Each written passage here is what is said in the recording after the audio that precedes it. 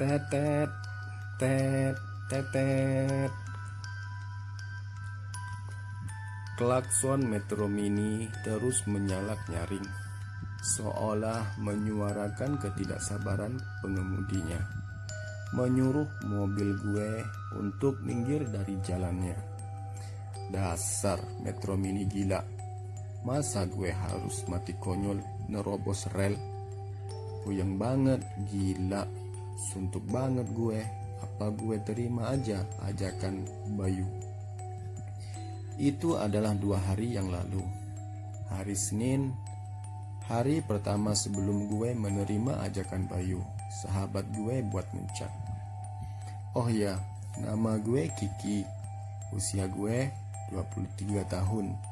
Dan gue bekerja di salah satu perusahaan swasta di Jakarta. Persahabatan gue dengan Bayu sudah terjalin sejak kami sama-sama satu kelas di kelas 2 SMA. Ini kali pertama buat gue untuk naik gunung, tapi bukan untuk Bayu.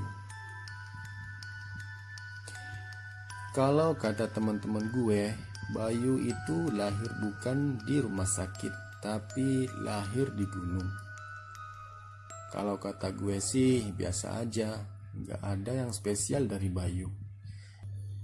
Cuma karena dia anggota pencinta alam aja, tapi aslinya dia jarang naik gunung. Cuma suka sesumbar kalau habis naik dan suka bikin bumbu di ceritanya. Tapi buat gue yang tahu semua kartunya, gue cuma diam aja dan bilang, iya sih mungkin gitu. Kalau ada temen yang nanya, bener gak cerita si Bayu waktu naik gunung A ataupun B? Anyway, akhirnya gue berangkat juga dengan Bayu dan Ismail. Dengan alasan melepas stres di kantor, kami sepakat untuk naik ke Gunung Salak. Nama Gunung Salak berasal dari nama Salaka atau dari kata Salaka yang artinya perak dalam bahasa Sanskerta. Gunung Salak merupakan salah satu gunung di Jawa Barat yang masih menyimpan banyak misteri. Konon katanya jika kita tidak baik, maka akan celaka nantinya. Dan sangat pantang untuk bertanya di mana buah salaknya ketika sedang mendaki. Walaupun itu dimaksudkan hanya untuk bercanda. Pantang sekali bagi pendaki untuk berperilaku sombong atau tidak sopan, seperti bercanda berlebihan atau mengejek sesuatu ketika mendaki, karena hal itu akan membuat penghuni gunung murka. Gue adalah satu-satunya perempuan di kelompok ini. Sebenarnya tadinya ada teman perempuan kita yang bernama Sani yang ingin berangkat bersama, namun ia cancel berangkat di menit terakhir karena nggak mendapatkan cuti. Walau cuma bertiga, akhirnya kami memutuskan untuk berangkat juga.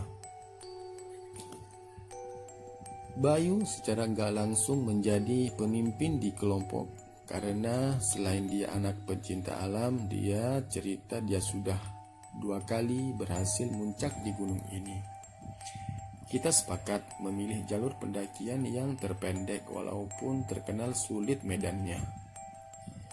Selain registrasi, kita mulai jalan menuju gerbang rimba dan sesampainya di sana, Ismail mengeluarkan HP dan kami pun berfoto bersama-sama secara bergantian. Ketika giliran gue memotret, secara aneh foto gue yang diambil gak pernah fokus dan selalu berbayang sampai akhirnya Bayu gak sabar dan mengambil alih untuk memotret. Ah, bego amat lo Ki, masa moto aja lo gak becus? Bagaimana di atas nanti? Nangis lagi lo minta pulang. Gue udah gak heran lagi sama sikap Bayu yang songong. Memang begitu sikap dia. Jadi gue gak ambil pusing. Tapi yang bikin gue heran dan aneh, kenapa foto gue yang gue ambil enggak pernah fokus dan selalu ngeblur. Segera gue buang jauh-jauh pikiran negatif, takut diaminin setan, apalagi kita baru aja nyampe di dasar pendakian. Setelah berdoa dan tos bareng-bareng, kita masuk ke dalam gerbang besi yang tampak sudah berkarat dan berlumut. Jadi menambah kesan angker gunung itu menurut gue. Tapi lagi-lagi gue buang jauh-jauh pikiran negatif dan gue menyelipkan sebuah doa agar lancar dan aman selama pendakian sampai kita turun lagi ke sini. Kami memulai pendakian. Jalur menuju pos pertama bisa dibilang tidak terjal, walaupun di beberapa titik treknya agak tricky karena melewati jalanan rawa dan berlumpur.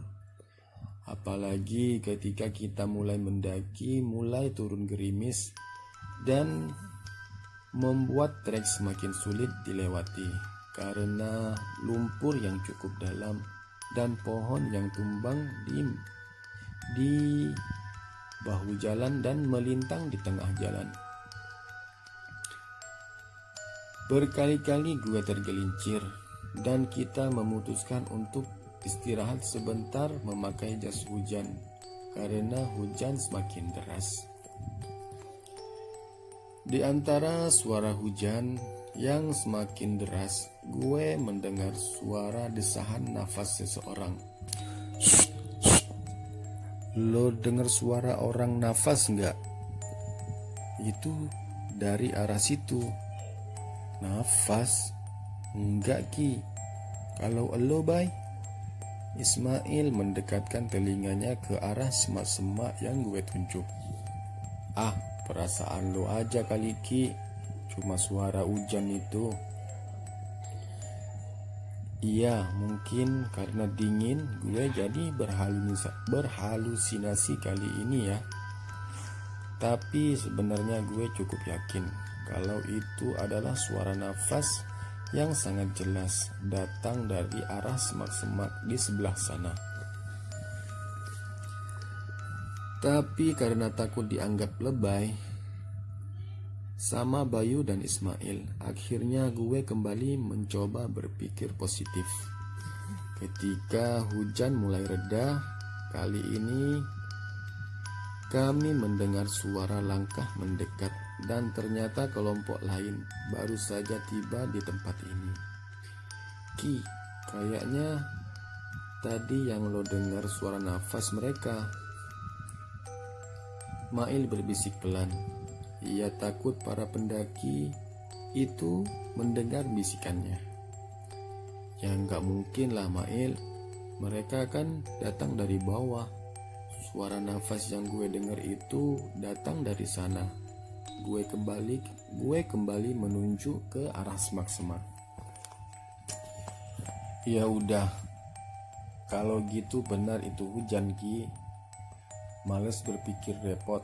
Mail akhirnya menyimpulkan untuk tidak membahasnya kembali. Kami berkenalan dengan para pendaki lain, dan setelah bersalaman, laki-laki yang gue yakini sebagai pemimpin kelompok yang berisi 6 orang itu bertanya kepada Bayu, "Hei, kalian bertiga saja?" "Iya, kita bertiga. Tadinya sih kita mau naik berempat, tapi satu teman kita berhalangan." "Memang kenapa, Kang?" Bayu menjelaskan panjang lebar. "Gabung aja sama kita mau muncak. Adik-adik mau ke bawah atau ke puncak? Kalau mau ke puncak, kita sama-sama aja." Belum lama pemimpin kelompok yang bernama Kang Daud menawarkan ajakannya. Salah satu anggotanya bernama Hamdan membisikkan sesuatu ke Kang Daud. Walaupun berbisik tapi sama-samar gue dengar ucapan keberatan Hamdan akan tawaran Kang Daud. Tuh, Kang, kalau nambah mereka jumlah kita jadinya ganjil. Kan Akang paling ngerti bagaimana kalau muncak ganjil. Seolah mampu menepis kegusaran Hamdan dan sebuah kibasan tangan di udara, Kang Daud berbicara dalam bahasa Sunda. Nu penting jaga kelakuan, jaga omongan, ulah metik tanaman sangenah ne jauh tong sok ngerusak alam. Maaf teman-teman, cara bacanya kalau kurang pas minta maaf ya. Yang kira-kira artinya kayak begini. Yang penting jaga ucapan, jaga kelakuan, jangan metik tanaman sembarangan, jangan ngerusak alam. Hamdan mundur teratur dan tampaknya nggak bisa mengubah keputusan Kang Daud untuk menawari kami untuk bergabung. Jadilah kami bersembilan melanjutkan pendakian selama hujan telah benar-benar berhenti. Ketika di persimpangan, kami memilih jalur untuk menuju ke puncak dan gue meminta untuk waktu beristirahat karena karir gue terasa semakin lama semakin berat. Karena karier gue terasa semakin lama semakin memberat. Tuh kan, udah capek Loki. Jangan cengeng lah. Ayo kita lanjut naik sebelum gelap sampai di pos Bajuri. Gue gak cengeng, tapi sumpah karier gue berat banget.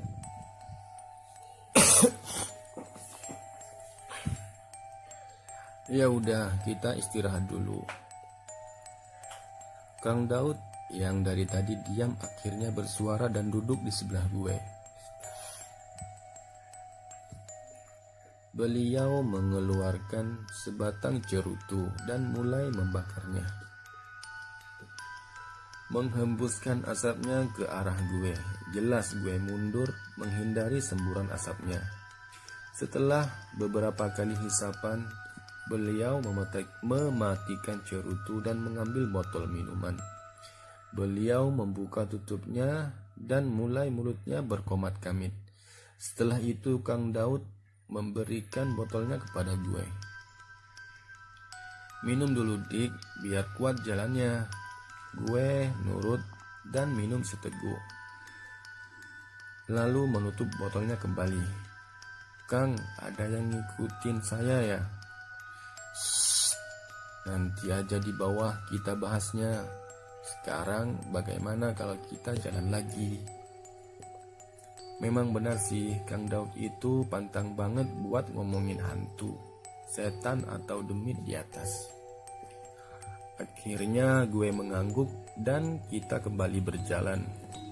Hujan mulai lagi turun dan tampaknya cuaca semakin tidak bersahabat. Tapi Bayu memaksa kita untuk tetap jalan, yaitu dengan alasan agar kami bisa cepat sampai ke pos bayangan dan bermalam di situ.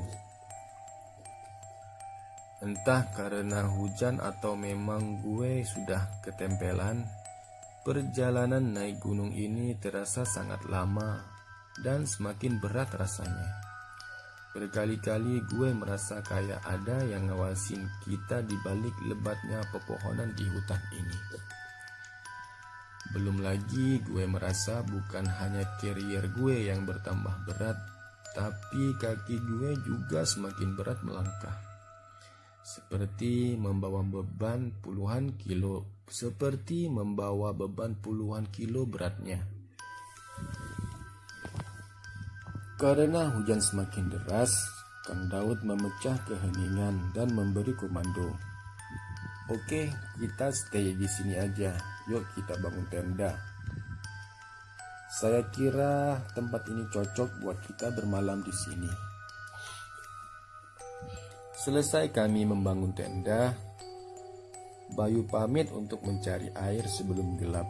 Menurut Bayu, kami telah melewati mata airnya di persimpangan tadi. Sebelumnya Kang Daud tampak keberatan karena menurut beliau persediaan kami dirasa masih cukup sampai besok. Tapi menurut Bayu, di atas tidak akan ada lagi mata air sehingga ia perlu untuk kembali mengambil air. Gue juga nggak merasa setuju dengan Bayu, tapi gue ngerti banget adat Bayu yang pasti nggak akan nurut sama orang lain. Sehingga gue mengajak Ismail juga ikut dengan Bayu. Baik, ngapain juga sih lu ngotot cari air? Ismail setengah mendongkol sama Bayu, karena kita harus turun lagi untuk ngikutin maunya dia. Udah tenang aja, aman kok kalau pergi sama gua.